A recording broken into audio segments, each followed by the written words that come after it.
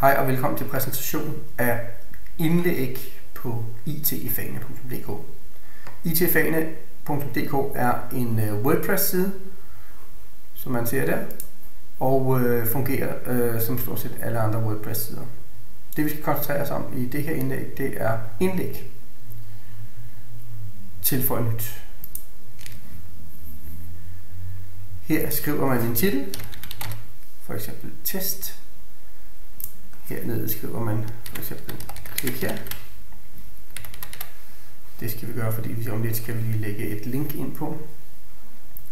Heroppe kan man uploade og indsætte billeder fra computeren. Vi finder et billede her. Klikker. Vi kan se, at den uploader. Der går et øjeblik. Så gør den billedet klar til at bruge inde på indlægget. Sådan der. Nu er det klart. Man går ned her og vælger, hvordan skal billedet vises. Vi tager det, der hedder en mediumvisning. Vi vil godt have det til venstre. Og så siger vi indsæt i indlæg. Sådan. Så satte den billedet ind her. Fint og tydeligt. Vi vil godt have sat et link på her, fordi vi vil godt have, at folk de lige klikker her og kommer over for eksempel på dr.dk. Så klikker man her. Så skriver man dr.dk.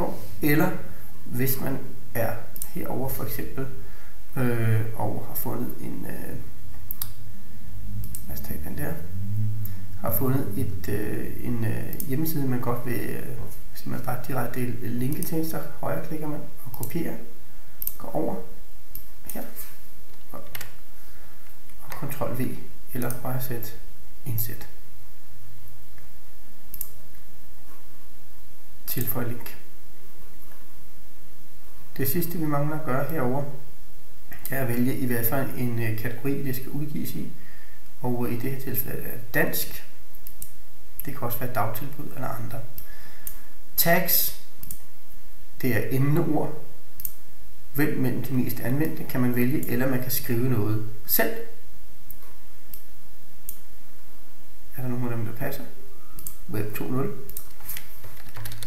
Rytter, og det er fordi det er Charlotte Rytter, der underviser her. Og når man har tilføjet dem og klikket der på tilføj, så er man sådan set ved at være klar til at lave det, der hedder en preview. En preview, det er, hvor man hopper over og ser direkte på IT-fagene en kopi af, hvad det er, man har gjort, og hvilken effekt det har på siden. Test af mig den 20. september i kategorien dansk. Billedet er her. Skal vi lige se, om linket virker. Det gjorde det. Fornemt. Vi hopper tilbage igen. Og man kan se, at det er tagget med Rytter og med Web 2.0. Helt som vi havde forventet. Man lukker den her side igen. Det er kun sådan en testside. Og når man så mener, at man er klar, og indlægget er, som det skal være, så klikker man på udgive. Det kommer jeg ikke til at gøre, for det her skal ikke udgives. Men klikker man på udgive, så kommer det ud og ligge på hjemmesiden. Preview, så kan man se, hvordan det ser ud. Synes man, det er noget højt, man har fået lavet, så flytter man det bare til papirkurven, så starter man forfra.